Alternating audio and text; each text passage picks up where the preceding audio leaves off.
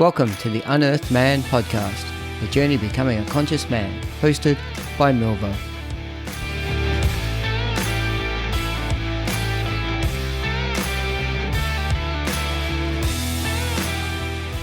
Hey all, Milvo here, and welcome to episode 43 of the Unearthed Man podcast. To kick off, I'd like to acknowledge the traditional custodians of the lands on which we work and gather, and their continuing connection to land and waters. I pay respect to elders past, present, and emerging. I pay tribute to the diversity of First Nations peoples of Australia and their ongoing culture. If this is your first time listening to the podcast, then welcome aboard. If you're one of my regular listeners, then welcome back. I really appreciate your ongoing support.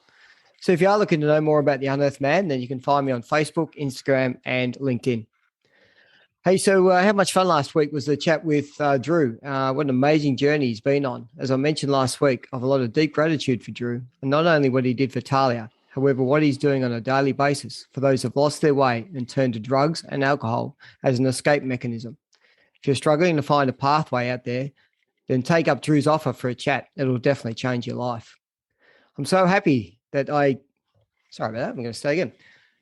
I'm so happy I get the chance to have this chat today with my guest. We both lost someone who meant a lot to us in 2019. However, it was through his death that we had the opportunity to reconnect. My guest reconnected with his dad as a teen after 10 years of no contact and then maintained a relationship for the next 13 years before he passed.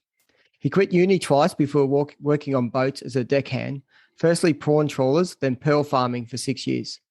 For a period of 10 years, he lived out of a backpack just working and traveling. During that time, he was basically a fully functioning alcoholic that experimented with a lot of other drugs, mainly party drugs, but also some psychedelics. He stopped drinking at the age of 30 due to his dad's death. His dad and my uncle died from organ failure after living a very colourful life that had a heavy reliance on alcohol, not much dissimilar to that of his mother and father. My guest has now been sober for a bit over 2 years, during which he completed a diploma of mental health. He lives with an older indigenous lady from the Wiradjuri nation, whom he met through studying. He has a genuine interest in helping people heal and hearing their unique life stories. He feels that he has recovered and overcome his addictions and no longer represses his emotions. Sobriety was the thing that put him in the right state of being. It has had a positive ripple effect on everyone around him and has been worth every minute. Welcome to the Unearthed Man podcast, Tomas Goonan. Hey, Tom, how are you, mate? Thanks, dude. Yeah, no, I'm good. Happy, healthy, well, especially compared to a lot of people right now. So yeah. Can't complain. No, beautiful to hear. So just so as I alluded to, Tom's my cousin. Tom's my first cousin on my mother's side. So my uncle Pat was Tom's dad. I had a very special relationship with Pat over many, many years. I felt that he and I out of probably all the family, connected really closely. We had a good understanding of how we operated. I didn't get much of a chance to get to know Tom because, as I alluded to, Pat had a very colourful life, and so Pat had sort of had the twins, of which Tom and Bridie. That's right. Yeah. Is his sister, so twins, and then he's some other siblings as well. But yeah, Pat was known to have sort of disappeared and, sort of probably had a fractious relationship with Tom's mum, which sort of caused some tension as well. So it was great that Tom had a chance to reconnect back with Pat for that period of time. It was just under not the best circumstance, you could say.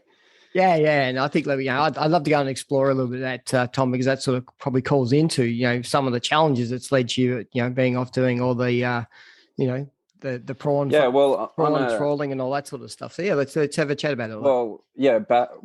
On a personal note, like with us reconnecting, I think that was like by far the best part about like what happened with Dad, and the whole hospital process would have been a lot harder for me to come to terms with, I think, if you guys weren't there. So even though we were separated by geography and a lot of time, like a lot of years of not talking, that was just the best part about it, having that support network that I sort of forgot that I had almost. Yeah, because I think, to put that in context for everyone else, we knew that Pat was dying, and so we all flew into Queensland. And Tom was there for a period of time.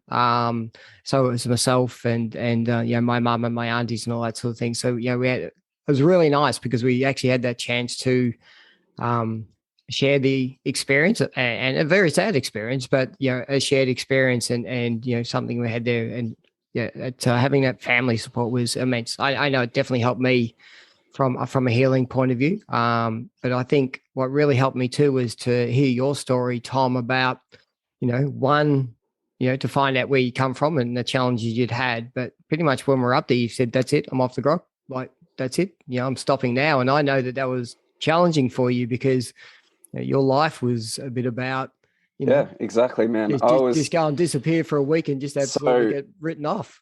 Exactly. I was in Bali hungover when John, my uncle, he just told me through Facebook Messenger, like, look, if you want to see your dad, he's gone palliative. So for me to get from being hungover in Bali to the Sunshine Coast to see him, it was like 2 red-eye flights. So like by the time I saw him in bed, I hadn't even slept. And it was nothing that I would have planned, but took one look at him in bed, and somehow for the first time in my life, I just saw the world with perfect clarity, and I just knew exactly what I needed to do, and that was to give up the grog. So it was really profound, but it's maybe one of the best decisions I've ever made, for sure. Yeah, no, and I can remember that because Tom literally came in. I think he'd been over 36 hours of that sleep.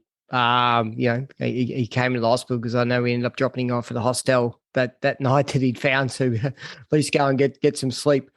But yeah, I think one of the interesting challenges for anybody, and I think it's the hardest thing that a lot of people go through, and part of this, people we need to understand how to go about processing this. But standing in front of a man that that I know I deeply loved, and actually physically saying goodbye to him, knowing that when you walked out the door that you would never talk to that person again, and that person knowing that they would never see you again either because they knew they only had days to live, is one of the toughest experiences. But if ever you want, as you said, such a profound experience into why we need to live life and why we need to, just become ourselves and do everything that we need to do for ourselves, facing death. Take care of yourself.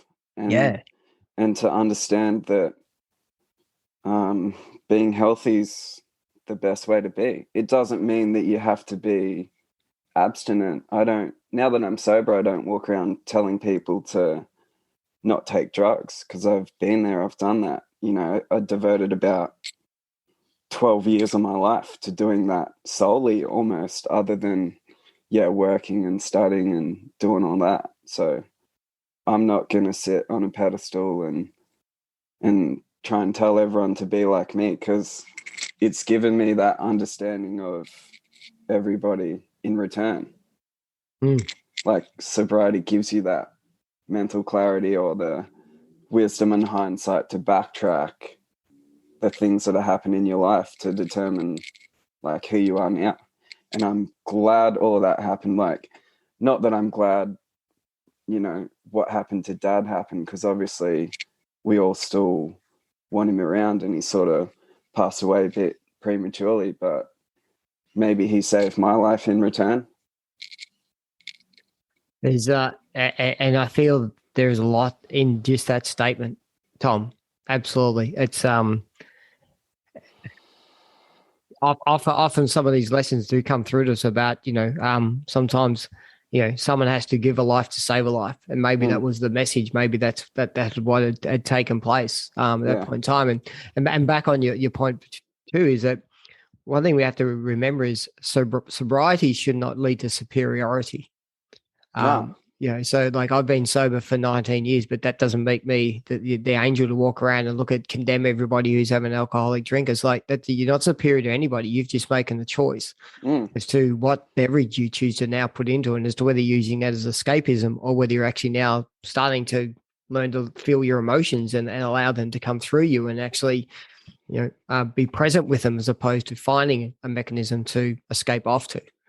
Yeah, but if you're a heavy drinker, like how I was, or how Dad was, like, I think that's something that I got from him, that he was a heavy drinker but a heavy thinker as well.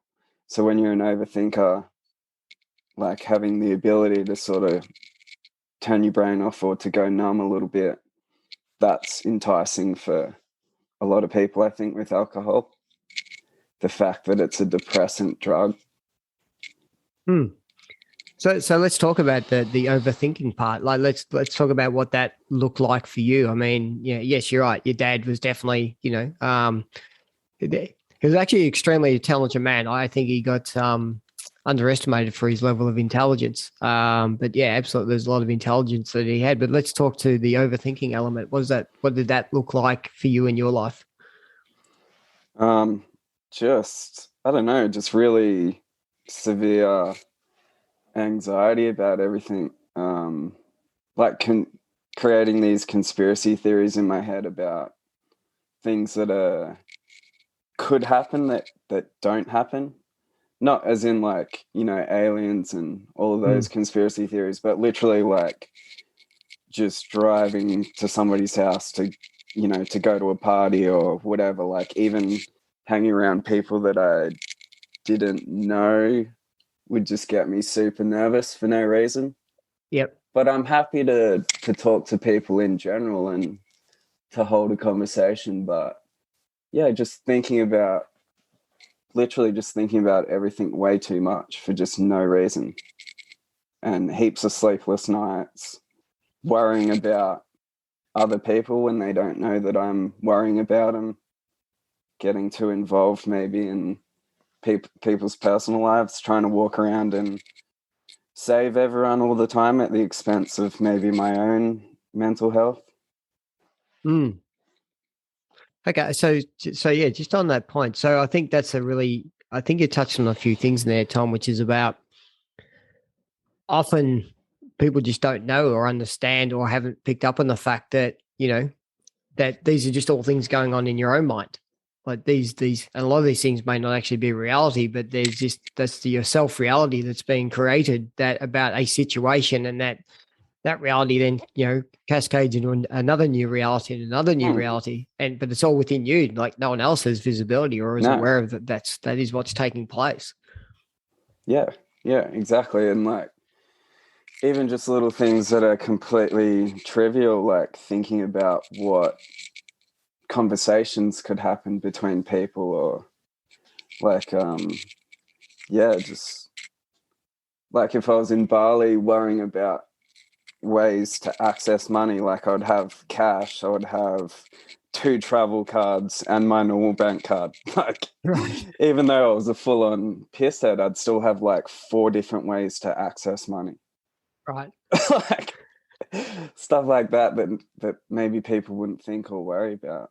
And always, even when I was drinking heaps, still wanted to be really precisely punctual. It did, like somebody says to rock up to their house at 8 o'clock for pre-drinks and I'd be there at 7:45. It's one of the things that Dad told me. He said like if you're ever on time, you're late. So in other words, just always be early and then you're on time. Look, I can understand that, right? I sit down at the desk, do the podcast 15 minutes before we start actually doing recording. And then I find myself sitting there thinking about what am I going to do for the next 10 minutes? Because literally it takes like 2 minutes to get ready. But I'm the same thing. I go, well, what if my guest dials in early? And what about this? And so I get that. But I'm also a person, exactly right. I'd prefer to get to a place 10 minutes before and sit outside for 5 minutes before I actually go and knock on the door, as opposed to turning up 5 minutes late. Now, probably people don't really care if you're 5 minutes late, to be honest. Like it's just this whole persona and image about what are they going to think about me if I keep turning up late? Am I going to be the late person? It's your personality, but you essentially are doing it for other people almost. But you don't want them to worry about you. Or have they had a car accident? Are they lost? All of that kind of stuff. Yeah. No, I get it. I want to take a step back, Tom. So as I said, we alluded to earlier on. So can we talk through what growing up sort of looked like for you? Because that obviously the growing up element resulted in you doing, out in the fishing and out in the trawling, and out in the pearl farm, but also heavy drinking. But there was obviously challenges in growing up that probably, led to that lifestyle sort of kicking in. So Yeah, I think it was a lot of confusion about why Dad wasn't around. Because when you're a kid, you have no understanding about addiction. You don't know what an alcoholic is.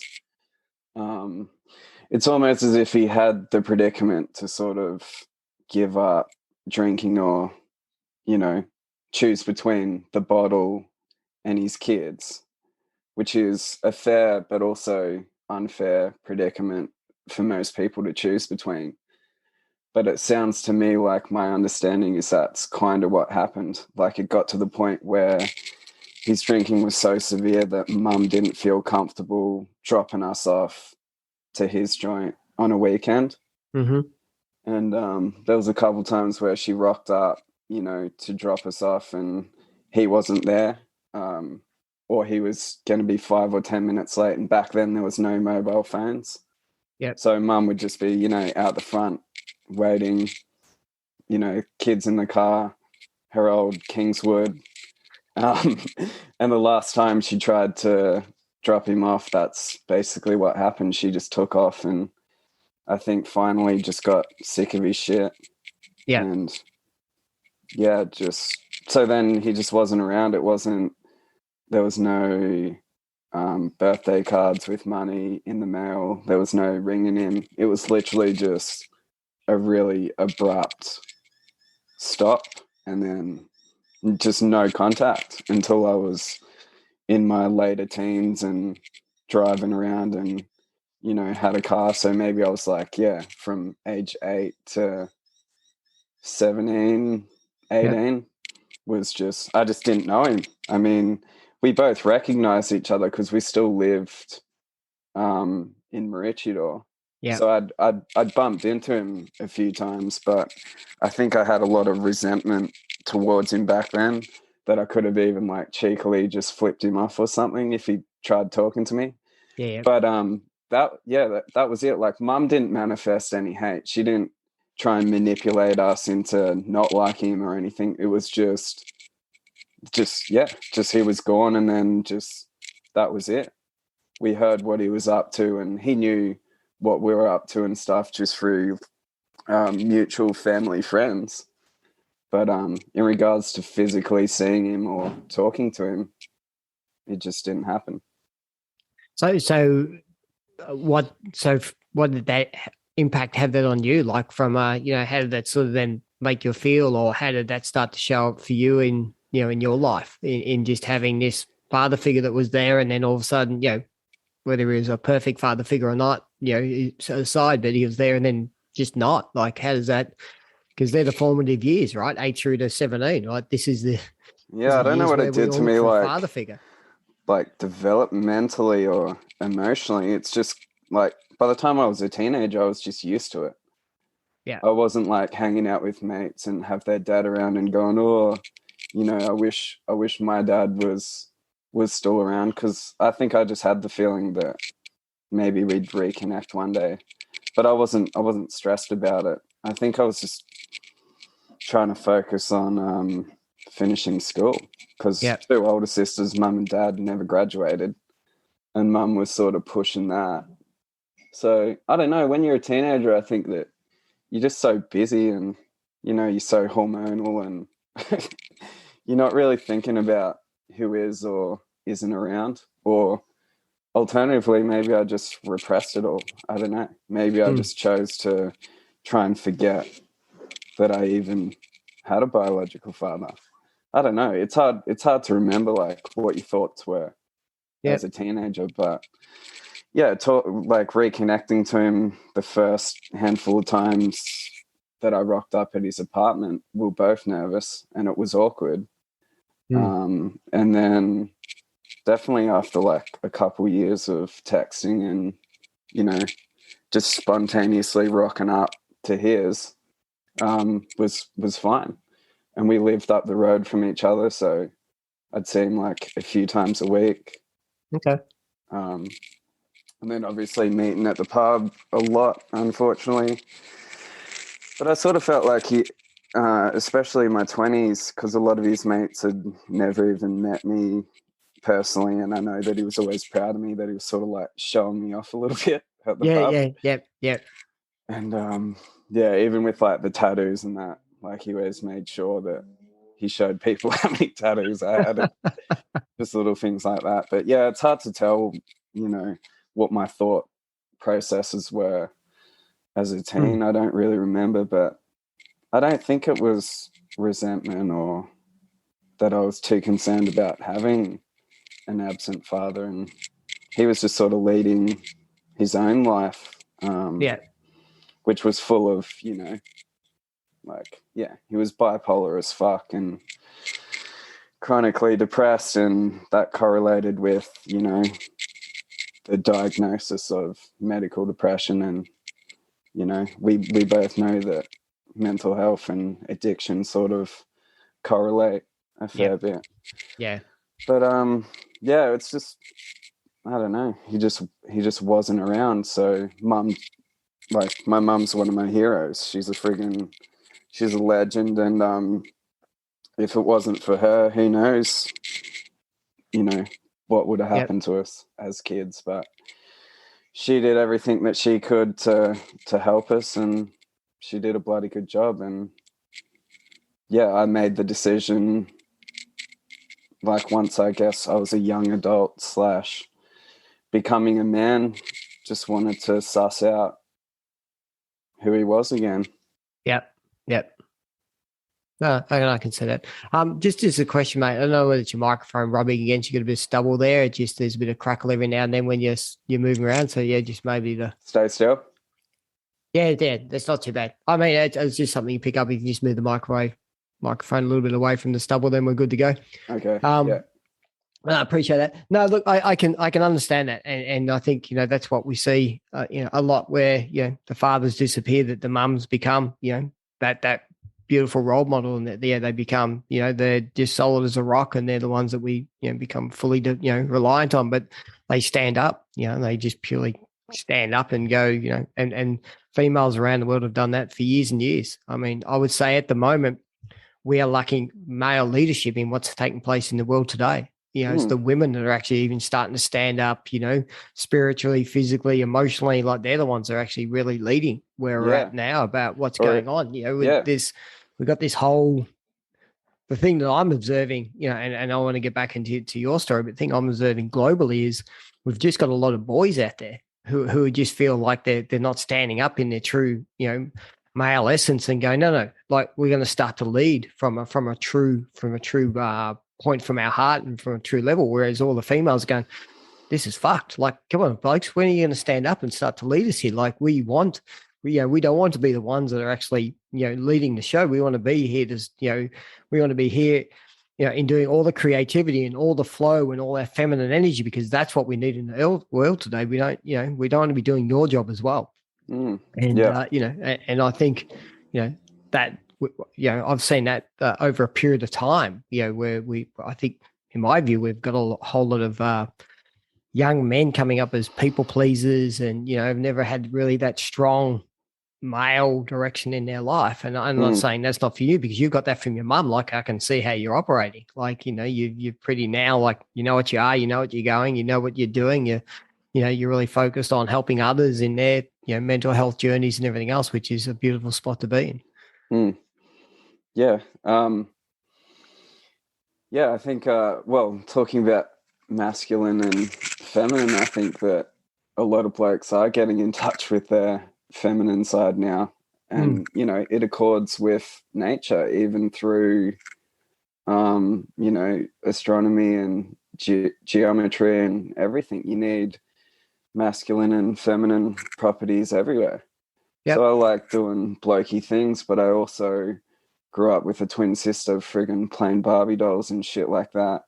and, you know, grew up in a household of, you know, I was raised by women essentially. Because, you know, yeah, dad wasn't around for like, you know, a third of my life or whatever. But yeah, I think more blokes need to tap into that, and even just like, yeah, living with an old bloody Wiradjuri woman, yeah, it helps get in touch with your feminine side. And or even like on the topic of First Nations people, hearing her talk about like in her nation the different gender roles, you know, like men and women's business. Like people are trying to like force gender roles to make us more egalitarian, but there was other civilizations before that were way more in tune with that than us.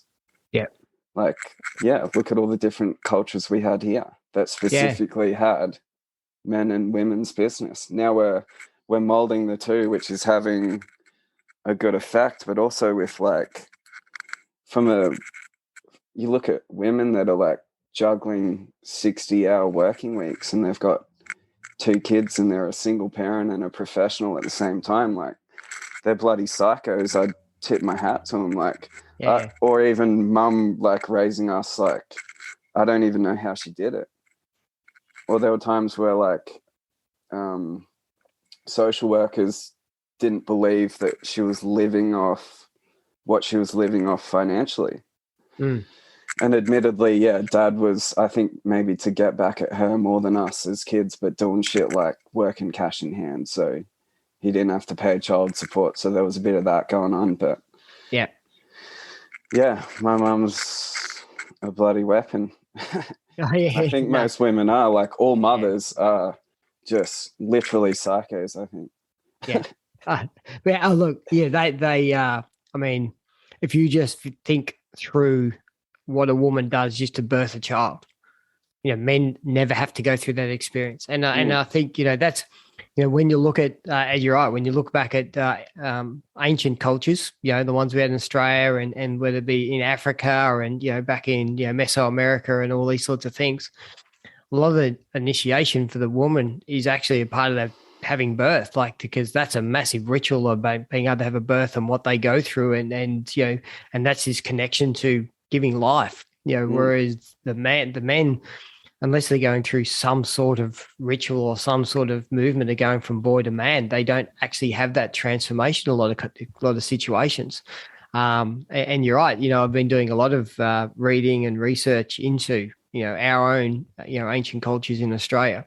And exactly that whole thing about men's business and women's business and, you know, how it operates, even to the point of where, you know, if multiple mobs got together, like at a corroboree or would come together, like there was designated where you'd set up your camp and then when the men and women would be, so that, you know, they would actually be able to interact together and everything else. Like this was a really complex design, like really complex stuff. But without anybody missing out. There was no oppression. Exactly. Now, like, yeah, I mean, it's just more, society's just more complicated now. So it sucks that people get left behind, especially here, on every friggin' metric that you can measure, basically. First Nations people are struggling by comparison. But, yeah, it's something that we can work on, you know.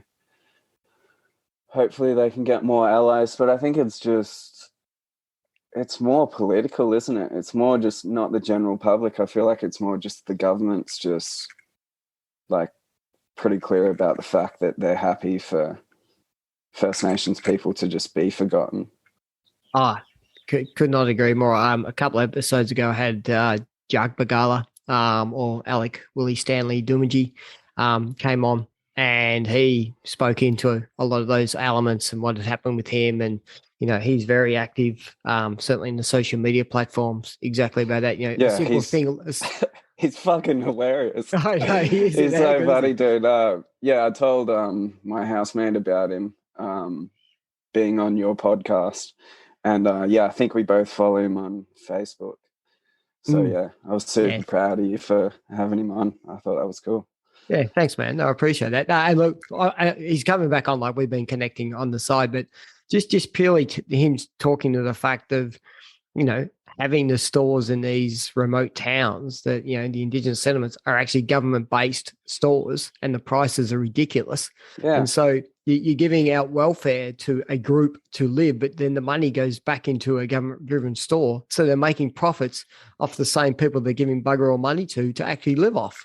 And then dictating how they can live their life. It's like, it's so fucking politically driven. And it's a human rights issue. They're removing really basic human rights from people.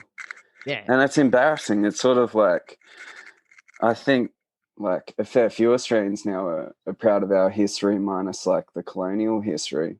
That we are, super proud of the cultures that we had here, and the fact that it's, you know, the oldest living cultures that we know that have stayed in one spot. And, you know, it's like the first everything, the first bloody astronomers, first bakers, you can go down the list. Yeah. And it's not really something that too many people have looked into. And we don't get taught our true history at school. No.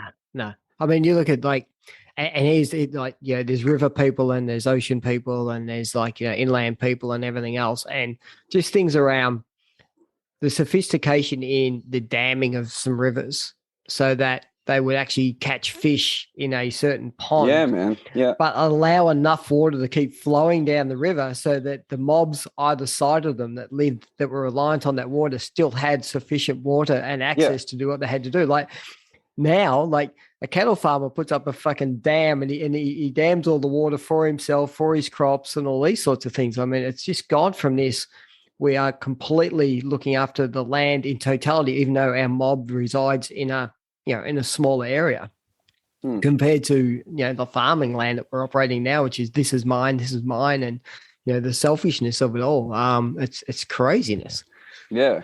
No, I read a stat the other day. I think it's like indigenous people of the world make up like 4 or 5% of the world's population, but they're still maintaining 80% of the world's land.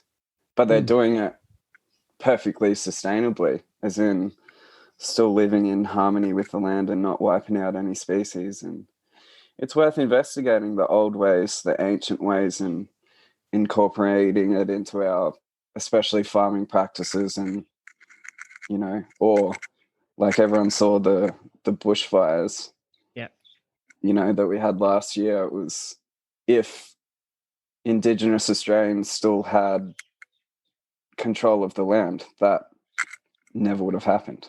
Nah, not at all. Not at all. No, well, it was, people blame climate change, which has definitely played some role in it, but it was poor land management and poor climate policy that essentially did that. That's my understanding anyway. Like, there's so much fuel on the ground because we don't know how to look after the land anymore. That was just inevitable. Yeah. No, I definitely agree. It's great that we've broken into that area, and I love that because, you know, I definitely have a passion in that area, and I know you do as well, which is great. I want to double back a little bit more. So what does, you know, 18 to 30 look like for you? You're on the road for 10 years. You're out, you know, like you're on prawn. I was very friggin' nomadic, I would say, to the point where, like, especially when I was working at the Kimberley's Pearl Farm for 2.5 years, the majority of that time we didn't have access to internet or phone reception. So it was literally a case of, on my week off, to not have any flights booked or any plans, go to the pub. I used to tell people that I made the best decisions when I was drunk, which is very far from the truth. But I'd go to the pub, rail as many drinks as I could in a few hours, and then jump on and start looking at flights. Right. That's how, like, carefree I was. And I sort of miss that. I'm not carefree anymore. Like, if anything, with stuff like overthinking and anxiety and that, it's all been exaggerated thanks to sobriety. But back then, I just think I didn't give a shit about anything. I don't even think I really gave a shit about my job. But I was, like, you know, a full-time foreman there. And then, so to be just Bali, like, I've been to Bali 28 times. I did a big trip through Europe, Thailand a couple times. I literally just had this black Nike sports bag just with clothes in it, phone, wallet, passport. And then I would just go wherever. And obviously just bendering the whole time. Right. But one thing I will say about Darwin is if you don't like hunting and fishing, essentially you just go to the pub, or especially if you don't have a car and you can't drive, for an hour and a half to go to, national parks with waterfalls. You get stuck in the city and we'll just drink for days. Yeah. So you go to the pub as soon as you get into town and you're still in the same spot 6 days later and spending hundreds of dollars a day just at the pub. And then basically a day to attempt to somewhat sober up before heading back out to or sometimes not again. Sometimes not. I used to call it the gauntlet flight from Bali. I'd leave Denpasar at 1 o'clock in the morning and it would arrive at 5:30 in the morning in Darwin. And then by the time you go through customs and all that, I'd walk over to the Pearl aviation part at the airport because we had a Mallard seaplane that we would take off from. And you just wander over just cooked as fuck to start your 2 weeks of work. So there was never any rest because it's a physically demanding job. And then you would just annihilate yourself on your week off. So I was just run down, basically. But everyone thought I was ripping at life. Everyone, because you can lead a good lifestyle and you've got a disposable income, like it was an okay paying job. And then, in Australia, we don't acknowledge when somebody is an alcoholic or not. You might just say that they just love a beer, or, everyone hates the A word, but, I must have been. There were years out of my 20s where I wasn't sober. Yeah. So if that's not an alcoholic, then like what is? Well, I think what people in Australia, there's two parts of it. There's this Australian pride, so like if you look on, levels of ego and everything else, like Australia has this pride. And one of the things we're proud about is our drinking culture. Like come to Australia and have a beer, have a Foster's, have all these sorts of things, come over here, live this wild life in Australia, but while you're doing it, always have a drink with you. And, so there's this piece that sort of takes place. And I think there's this egotistical pride that people want to attach to. But the challenge with that is that whenever someone puts a mirror up to Australia and go, there's a lot of you are just alcoholics. They go, no, that's our culture. This is what we do. And it's most of the people who actually do that are the ones that are actually sitting in the pub drinking, after work or, on weekends doing the level of escapism. Because and we fully normalized it. Yeah. But it is escapism. How many times in Australia have you heard somebody have a bad day at work and they go, oh, yeah, can't wait for a tinny when I get home? We associate, the stresses of life with I'm just going to drink alcohol. Yeah.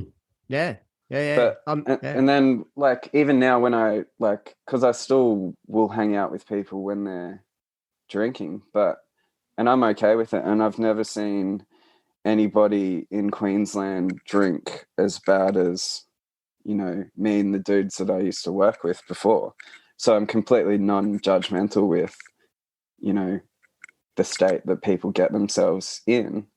But what I found about giving up the grog was I feel like sometimes people don't even want me around when they're drinking because they know that I'll remember everything that they say and do, that I have complete control over everything, that I say and do, and then I can just drive home after. And once they get more and more sloppy, it's almost as if they don't want to talk to me. But the way I see it is that's like it's almost as if that I'm just mirroring back to them and they don't want to see it. Yeah. I couldn't agree more. Like I work in the corporate space and I don't drink either. And the amount of people go say, I don't know how you do your job without being able to drink. And I'm like, that's an interesting statement. Like if you feel that the only way you're surviving in this job is your ability to actually, to race off and actually have that drink, then, that's a bit bizarre. Yeah, but like what I found when I like got sober was I felt like that I went back in time a little bit almost, that I started doing stuff from my childhood again almost. Yep. Like all of my old interests and hobbies that just evaporated for most of my 20s, because all what I wanted to do was go to the pub. I just started doing it again. Okay. And then like when after Dad passed away, like I went mental with running. Like I literally just went full Forrest Gump, and I just ran my problems away to the point where like I had to stop doing it because I was running like a half marathon every day. Right. Like I was spewing up all the time. Like I just literally just pounded the pavement just every day. But that was like the thing that saved me, I think, honestly, was getting back into running again. And I go to the gym now and I've got a lot of, coping mechanisms or self-care strategies. Some of them I learnt last year through my study, but I think that because I was sober for 5 months before I signed up to do that TAFE diploma, which was a huge risk, but I already felt like in those 5 months I got myself into the best health of my life. Dead set. So I was fully prepared for what was going to happen. I was still nervous about studying again because I hadn't used my brain for so long. Because being a deckhand is pretty monotonous. There's a lot of problem solving. Like you still need to be intelligent to do it. But yeah, and then we touched on some pretty raw units, stuff to do with AOD and suicide and, but yeah, from a personal development thing, that was the best thing that I could have done. It was like the biggest risk. But now I'm like, holy shit, like mental health was a cool thing to study. And now like pretty much the only people that I know on the Goldie are the people that I've studied with. So that gave me like a support network that's healthy. Well, everyone's a bit bloody out there. They're all the eccentrics and the lost and forgotten and black sheep, and they're all weird as fuck. But we've all gelled through that. And the bitter irony of starting a diploma of mental health through a mental health pandemic, dude. Think about that. Everyone around you, their lives are just turning to absolute shit.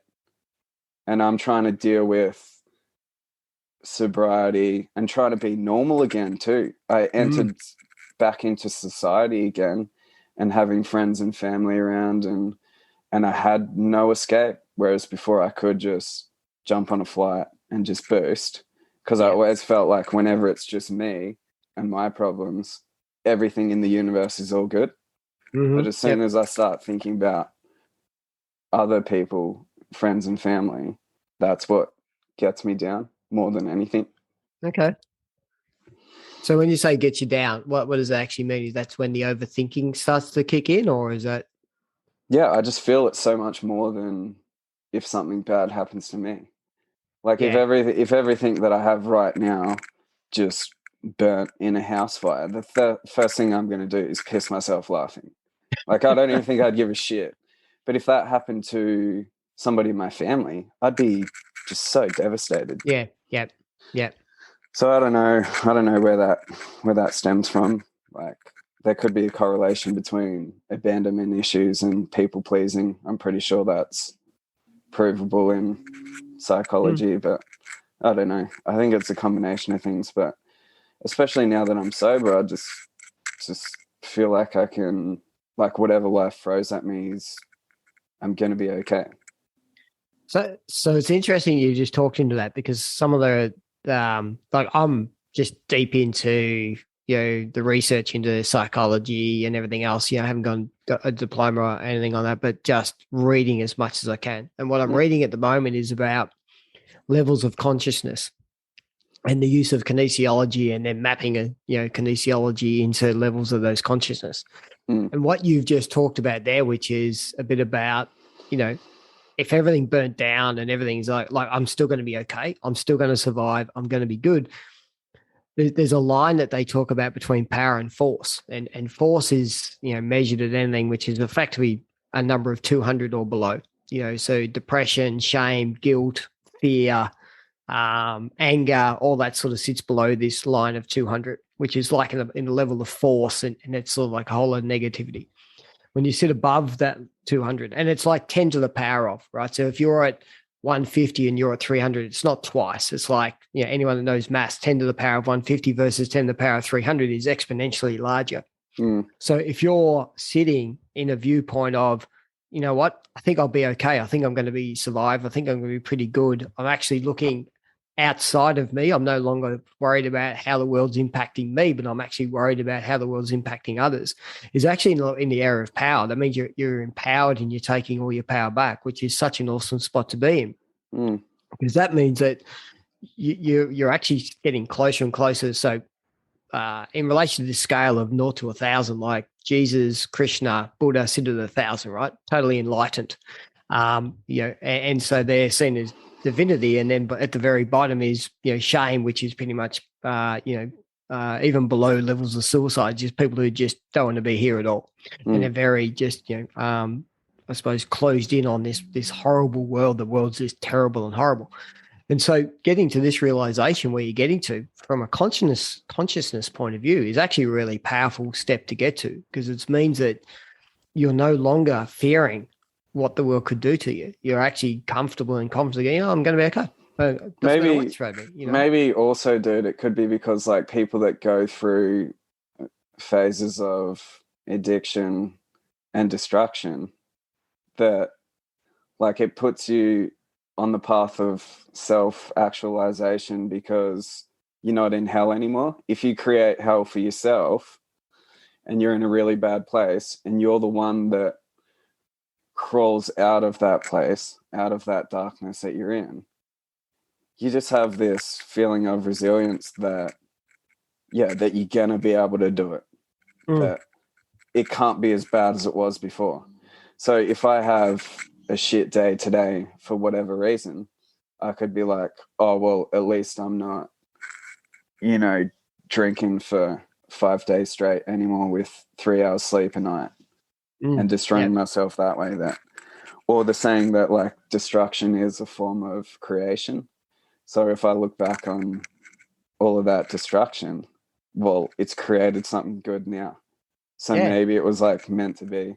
And somehow when the last time I went to the doctors for like a blood test and a general checkup was not too long after being sober, and she said for my age and weight and height and all that, like I was essentially in perfect health.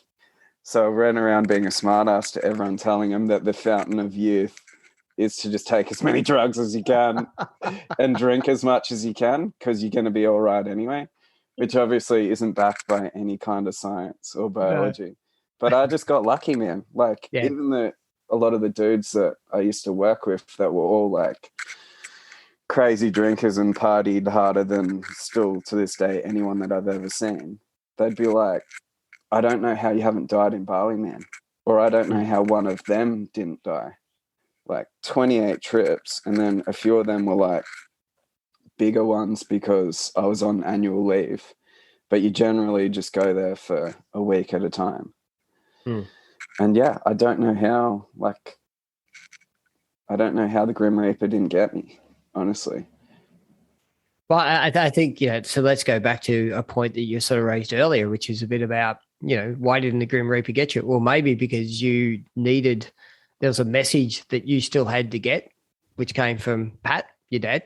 Yeah. Basically from, like you couldn't go yet, right? Because you hadn't got that message and you had gone through that profound experience of fuck, like, look what happened to him. Like, am I, when I look into that situation, like, you're sitting in that hospital bed going, fuck, is that my future? Yeah. Like it's somewhere, is this going to be my kids looking at me, overweight, liver failure, Yeah. you know, people coming saying, see you later, like, you know, we Yeah. know you're about to die. Like, or do I go, fuck no, like, and is that the message you're meant to receive? And now you're on this path where you can say, right, I can actually not only help change my life, but maybe I can help change others along this path, Well, and that profound lifting of experience. exactly. Yeah. Well, like, I think it was in my bio that I said, you know, it's had a rippled effect, sobriety. That was never my intention. But you realize that instead of like, if you give up the grog and you used to be a heavy drinker, that like you rope people into doing things that are positive.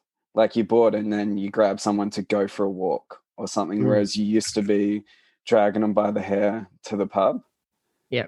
And then stuff like that is, and yeah, I didn't plan for that happening, but it's almost as if like that by you making those improvements in yourself or feeling like that you're ripping at life, it's almost infectious.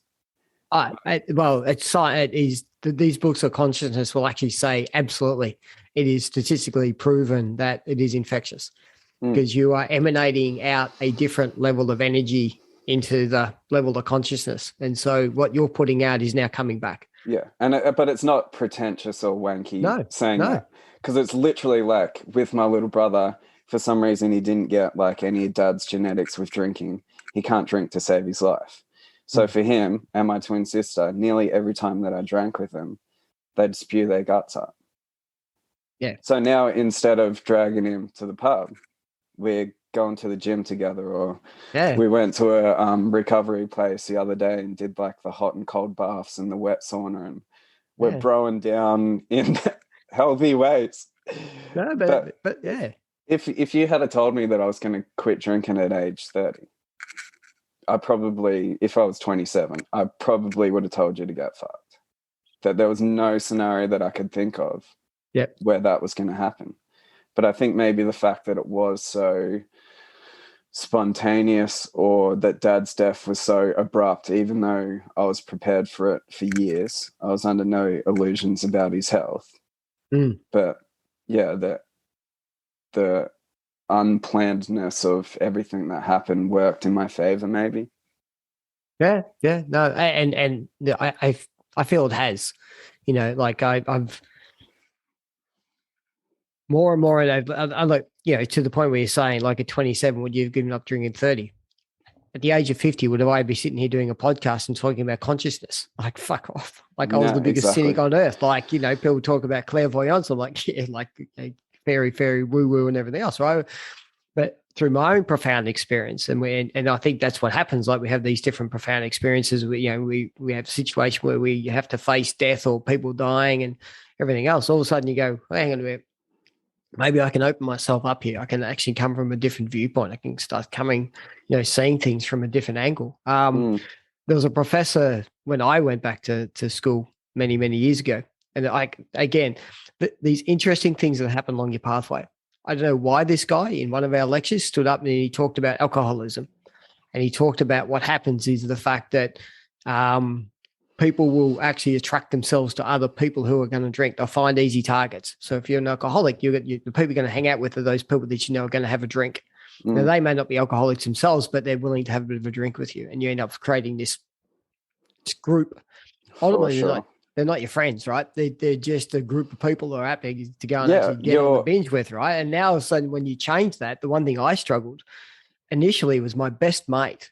Like we were a slab each. Like we would turn up. I had my slab, he'd have a slab, and we'd just have a good crack at it. And most times it'd be 15 to 20 cans of a nighttime, right? Now that's you know, that's a good crack. Now, as soon as I stopped drinking, like for 3 or 4 years after, he goes, so when are we having a beer again? I'm like, mate, I don't drink anymore. He really struggled with that because part of our whole relationship was around the alcohol. Yeah. We've changed now, which is brilliant. But yeah, like. So do you feel like that by stopping drinking that you lost a few friends? Oh, heaps of friends. Yeah. Like, well, sorry. I no longer remained in contact with those people I used to drink with. Let me put it that way, because they were never my friends. Yeah. And I think that's the key thing about it is that, and even now at the moment, because I'm standing pretty true in what is my truth about what's happening in the world at the moment, like I'm even losing like people are now refusing not to deal with me now. And I'm talking even family. Like there is family members who are now choosing not to actually have conversations with me and accusing me of certain things because I now have an alternate viewpoint, right? But I think once you stand in your truth, and those people who are in alignment, like you just talked about, like the group of eclectic people that you now hang out with, right? Yeah, the combination of the weird one and the black sheep and all these sorts of things, right? But there's just this group of people who are trying to find their tribe.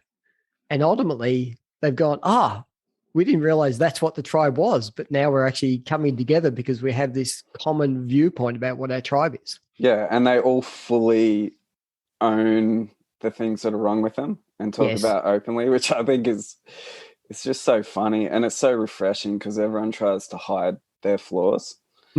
Whereas if you reach the point where you just don't really give a toss anymore about what people think, then I feel like it makes them like you more almost. Yes. That if you're an open book, you talk about all the bad things that have happened to you before.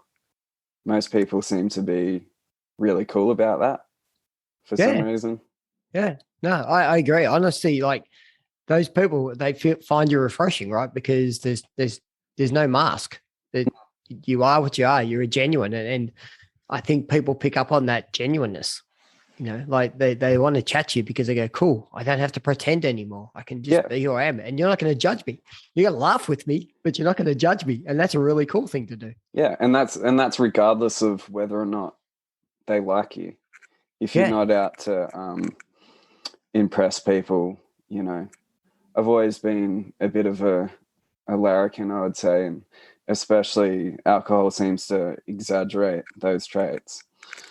But now I feel like I'm still the same person for sure.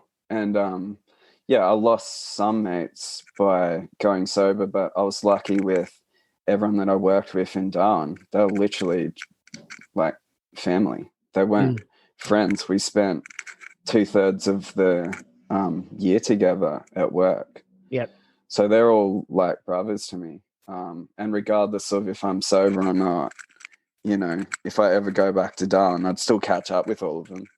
Yeah. Even if I just tag along and, watch them be idiots at the pub, like I'd happily do that.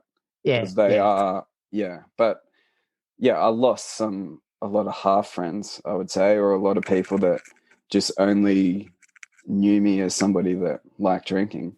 Yep. And then people stopped Snapchatting me their drug use and all of that stuff that I used to find funny, because I realized that I don't sort of really find it that interesting anymore, or maybe I get jealous, or I don't know. But there was a lot of like really profound changes like that I didn't expect, but mainly I just sort of keep to myself and do my own thing, and everybody else is a bonus. Like it's not that I don't need anyone, as support or to get through life, but I'm stoked with who I am now. So at the same time, I think I don't really need anybody else. And it doesn't mean that I want everybody that I know and love to evaporate. But if they did, I know that I'll still be all good somehow. What you've just spoken into there is ultimately the true essence of masculinity, which is if everything went to the shit, deep down, I know I'm going to be okay. And that's a complete removement of attachment. It's a complete removement of codependence. And, that's for me, that's such a beautiful thing for you to get to in the point that, if it all went to the shit, things just all disappeared. And like I'm similar, like, I love Jackie and I love Talia and Zach and I love my family and everything else. But if the whole thing went to the shit, deep down, I know I will be okay. I'll be sad. I'll be angry. I'll be frustrated. All those emotions will take place, but I'll be okay because I know who I am in my own true essence. And I think that's where we just want people to be able to get to, Dude, yeah, exactly. And I feel like too, like with Dad, he would have wanted me to just, keep on keeping on, that he wouldn't have wanted my mental health to decline because of him. But the best and worst thing about me being sober, I guess, is that, and the fact that like he's gone, but that's something that he could never do, was like give up the grog properly. I know that, like, especially mum's proud of me, but maybe out of everyone that I know, he would have been the most proud, but I can't tell him. So, you know. I feel that you can but not in the humanistic world of which we're used to. Yeah. I've moved to a practice that every night I talk to ancestors and spirits. Like I literally say, "Hey, ancestors and spirits." I use that terminology every night as I'm going to sleep. One of those people is Pat, your dad. Yeah. Like he is one of those people that I talk to on a nightly basis and ask for guidance and ask for, blessing. And then when I wake up every morning, I thank for the fact that I've got another chance to spend time on this earth. I don't know whether we've spoken about this, well, we probably haven't, but when I had my transformation at a breathwork experience in November 2019, so nearly 2 years ago, I went through 3 stages. Stage 1 was just wanting to die. Literally, I'm like, heart shut down. I'm all good. Like, shut me down. Like, I'm out. Don't care if I die today. I'm all good. The next path was grieving, and I was just really upset. In the middle of grieving, 2 people appeared to me, like literally appeared to me. Your dad was one of them, Pat, and his dad. So basically, Jack Goonan also appeared. And your dad said to me, "You're going to be okay. I've got you. I'm always here for you." And I'm like, I never forget that. And so for me, that was my. He had passed away at that stage, but at that point in time, like funnily, my dad never turned up at all, but he had turned up and just literally spoke to me about the fact that it's going to be okay. And I just now know he's there. Like he appears every now and then as a presence, and I'm sure he does the same thing for you. Well, the last time, which was like, I guess one of the best and worst days of my life because of the feeling that I got from him. But when Mars, my niece, was born, so she was born in December and he passed away in August. So like the 3 nights after he passed away, I was getting the feeling that he was still around, which is indescribable. And then just fast forward, and then it was the day that she was born. Because I think I just created that on my own accord, but I was picking up on something different. So whether or not that was my intuition or that I was just thinking about him while holding her or whatever, that he was missing out and I wasn't. But yeah, that had me rocked. And I didn't even talk to Bridie about it, my twin. I didn't really mention it to anyone, but it was just a really unexpected feeling, I would say. I believe that he was there, and as I said, the connection I had with your dad, and don't get me wrong, right? He did a lot of bad things and a lot of wrong things, right? So he's never been a saint in my eyes, and that's I think what my mum and dad always struggled with. That I saw him on a pedestal as this saintly guy, right? I just never judged him. I knew he wasn't perfect, and I knew he did some really wrong things through his life, right? Yeah. So he's definitely not the guy that you're going to put up as the next pope. That's for sure. But there was more than just him being an uncle. There was a different connection that I had with him, and I still believe that I maintain that connection today. And the fact that you've spoken about, when you're holding your niece and you felt that presence, then I strongly believe that that's still there. And if you're open to it, then I think he will continue to be a guide in your life moving forward. Yeah. Well, I mean, there were times where like I thought about, just at least thought about like relapsing, or like there's been one New Year's where I'm like, oh, do I get an MDMA cap or do I just take one pill and then do nothing until next year? And anytime that I thought about relapsing, one of the things that helped, which is some people might think it's a bit messed up, but I took a couple photos of him when he was passed away in bed. So I got like a little folder on my phone of like a couple photos of him like before he passed away when he was alive, and then a couple of him laying in bed. And then it's like a constant reminder of what could happen if I start drinking again. Because people will say, oh, now that you have control over it, and why don't you just have a couple every now and again? And I'm like, I never wanted to do that before. So why would I want to do it now? I know that I'd try and drink a whole slab, dead set.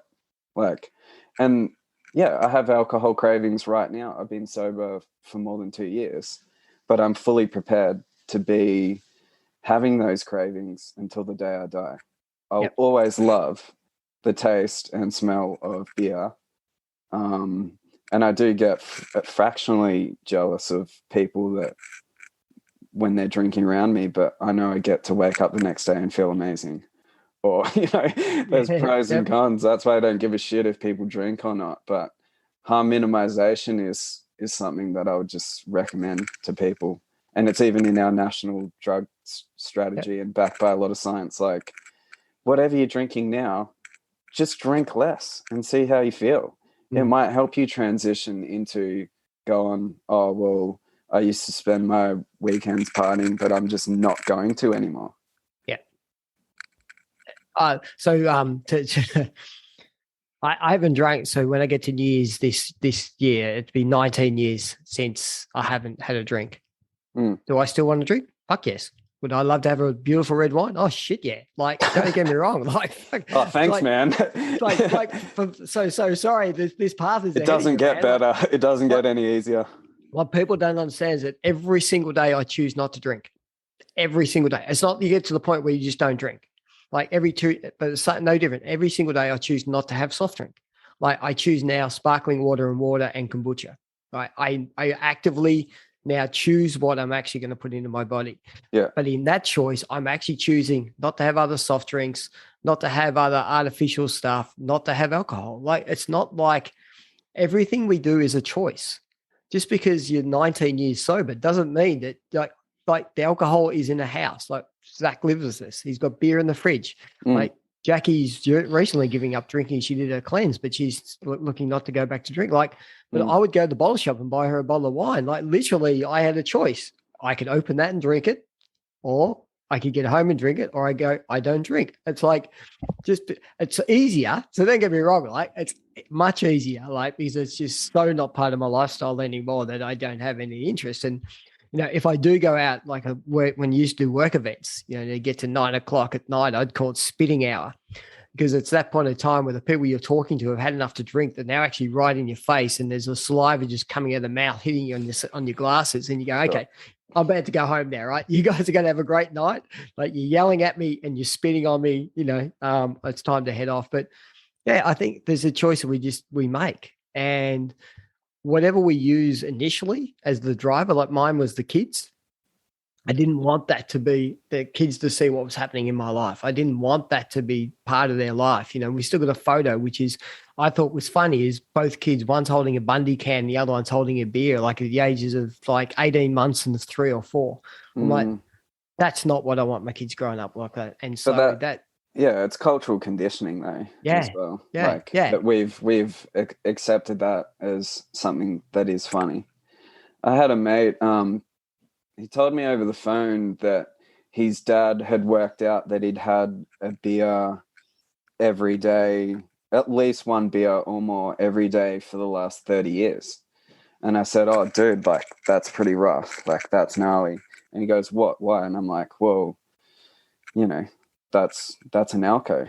And then he did the usual Aussie thing of, oh nah, just dad loves a beer. But why do we not agree that that's addiction? If you, like, somebody that goes to the gym every day is addicted to going to the gym. I'm addicted to coffee.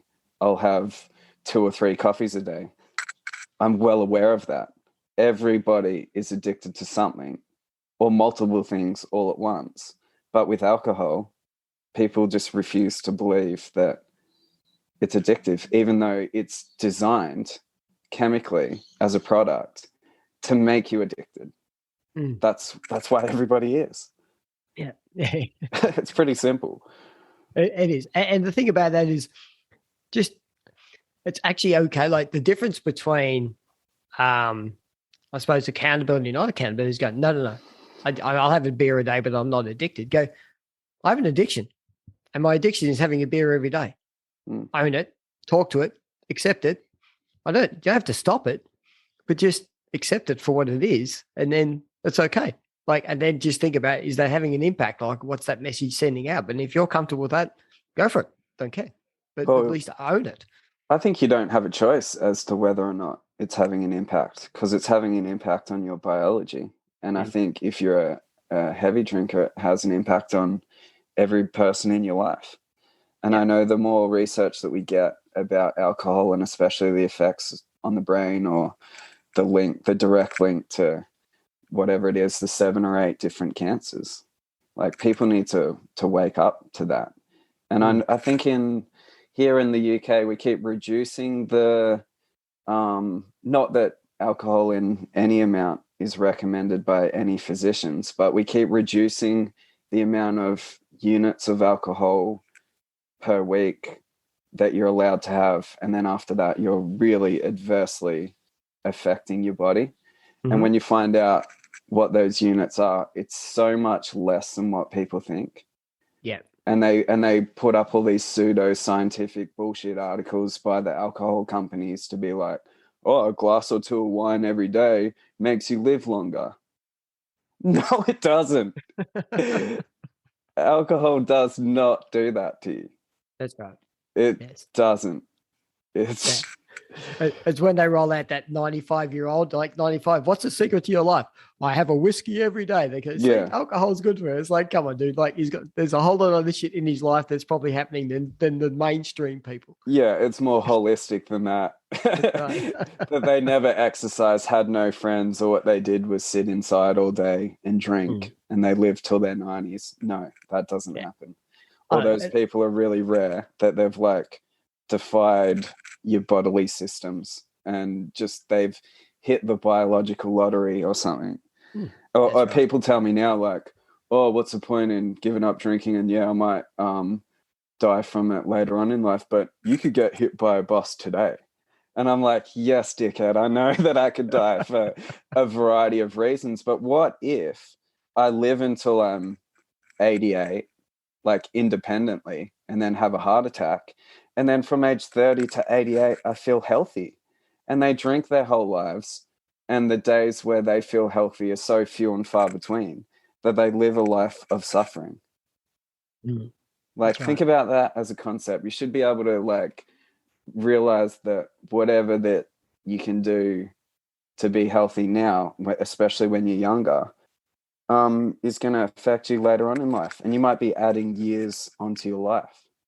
I read a stat the other day about this doctor was measuring people that went from not walking at all to incorporating 75 minutes plus of walking into their weekly schedule. And he was predicting that they could live for like 2 years longer just by doing that. Like, if you can walk for an extra 15 or 20 minutes a day, you could live longer. So why wouldn't you be trying to do shit like that? I don't understand.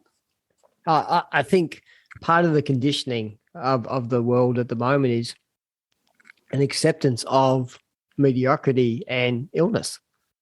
Like, we outsource everything. You know, someone has a headache, I got to go off and get Panadol. Someone has this, you know. This is a world that we've now been so conditioned into. Like, you know, illness is actually an acceptable fact. I mean, you look at all the statistics that are out with, if you just look at this last 18 months of, you know, what has taken place globally in the last 18 months and some of the decisions that have been made.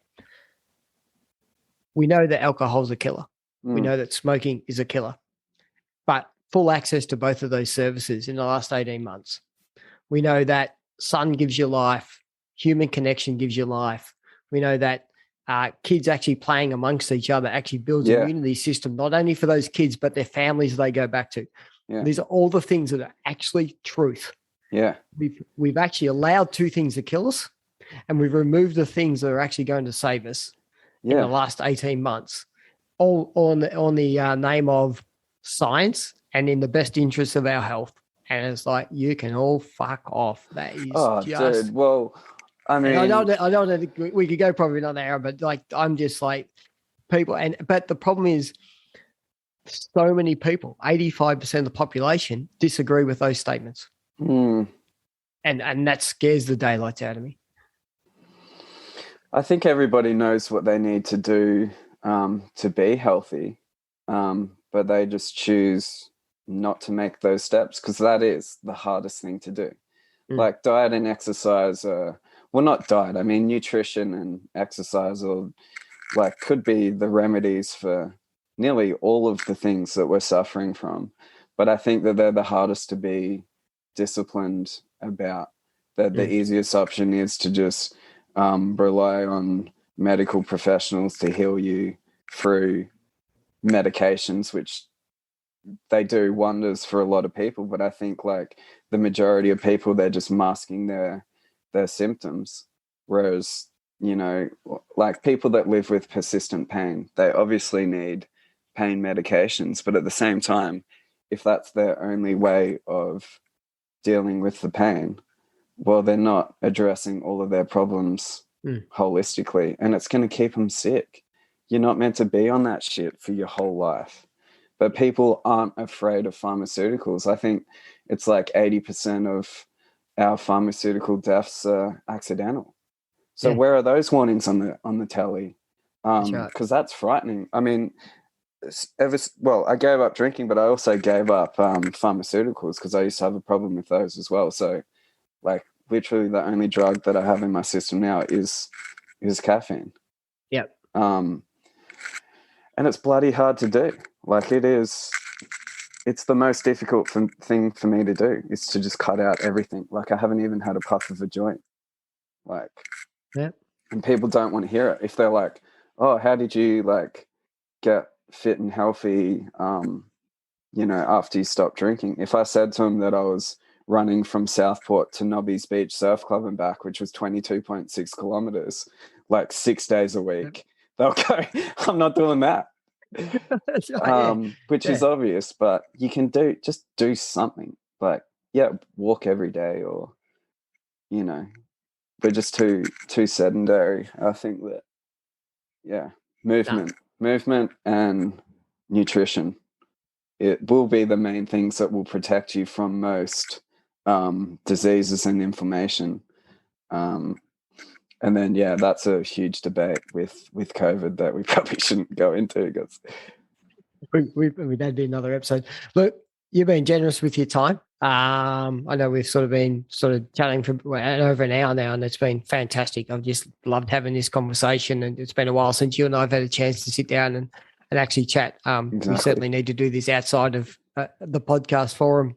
Yeah. One of the things I like to do with the guests I have on is just a message. This is mainly targeted at men who, like yourself and myself, who've had some challenges in life and, used, drugs or alcohol or whatever as escapism tools. And now we're looking to live, this freer, more accountable sort of lifestyle. So, what would be a parting message that you might want to leave, the men or the women that got men in their life that they could look to do? I would say to just look into the unaddressed parts of your psyche. Do your shadow work.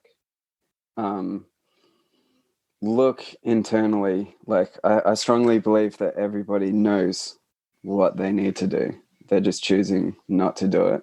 So all of the hard things that you can think of, that's your task. Go and try and do one of those things. If it is drinking less, whatever, it doesn't matter. You know what you need to do. And if you can't do it, I would just encourage help-seeking behavior. So reach out to mental health services and hotlines. Talk to your family and friends. Ask for help. If you don't want to do it alone, you don't have to. There's heaps of people that you don't even know exist that are willing to help. So yeah, just do whatever you can to discover what those things are. Try and be healthy, eat your vegetables. all of the stereotypes. But yeah, do your shadow work, look inside, try not to worry too much about external influences, and reach out if you need help. Beautiful. Thanks, Tom. That's such an awesome message. So I really appreciate you leading with that, because I couldn't agree any more on that. So I'm going to let you go. Enjoy the rest of your day. It's probably a bit warmer where you are than where we are down here. Well, I'm in a singlet. South, so. I'm in a singlet, and I'm looking out my bedroom window. There's no clouds. It's perfectly sunny. Not to rub it in. I'm in a woolly hoodie, and I'm looking out, and it's been pissing with rain, and it's cold. It's I just checked for you. It's 24 degrees here on the Gold Coast, and it's perfectly sunny. So I might go for a walk along the beach or something to rub salt into your wounds. Thanks, man. I appreciate that. I'll just, on a different note, we've actually secured a house down at Ocean Grove down at the beach. So in 2 weeks, we're physically moving down to a beach location. So it may not be as warm as the Gold Coast, but at least we'll have access to beach and sand, and be able to continue this this healthy life. So it'll be good. Yeah, well, take your shoes off. That's another free health message. I know hippies have claimed it as grounding or earthing or some bullshit, but like putting synthetic rubber on our feet is something that we've just done recently, like decades ago as a species. And I refer to shoes as foot coffins, actually, because I think that they are making people sick. So if you're at the beach, don't wear shoes. It's one of my pet hates. But yeah, go for walks barefoot. I agree. And those hippies out there it's the grounding of actually connecting your energetic space to the Earth's energy, and you can actually get rid of all your negative energy and actually use it's stuff. But you're spot scientific, on, yeah. But I do like the fact that the hippies come up with it first. Yeah, it's ancient. I love all the new knowledge that we've allegedly created that's based on ancient knowledge that's thousands of years old. Even with like organic food and plant-based diets and stuff, it's like, yeah, we already figured that out. Yoga, like meditation, all of that. It's not new age stuff. We're reverting back to old ways, and it's making us healthier. Who would have thought? Yeah, exactly right. No, I fully agree. Thanks, man. It's been great chatting. Enjoy the rest of the day, and we'll definitely be in touch very soon. Take care, buddy. Yeah, cheers, dude. See ya. Hey folks, so it was a great chat to catch up with Tom. It's probably been, we've texted here and there, but probably the last time we had this chance to have this chat was unfortunately when Pat passed away. So definitely once we all get out of lockdowns and everything else, I know we're looking to get up the Gold Coast, so it'd be good to catch up with Tom face to face and reconnect. So that's it. I hope you've enjoyed this chat that we had with Tom. There's some really great nuggets in there about how you can turn your life around, doesn't matter what age you are, and the benefits of doing so. So definitely jump on. If you're looking for me, Facebook, LinkedIn, and Instagram. So that's it for episode 43 of the Unearthed Man podcast. Sending you much love and care. Milbo.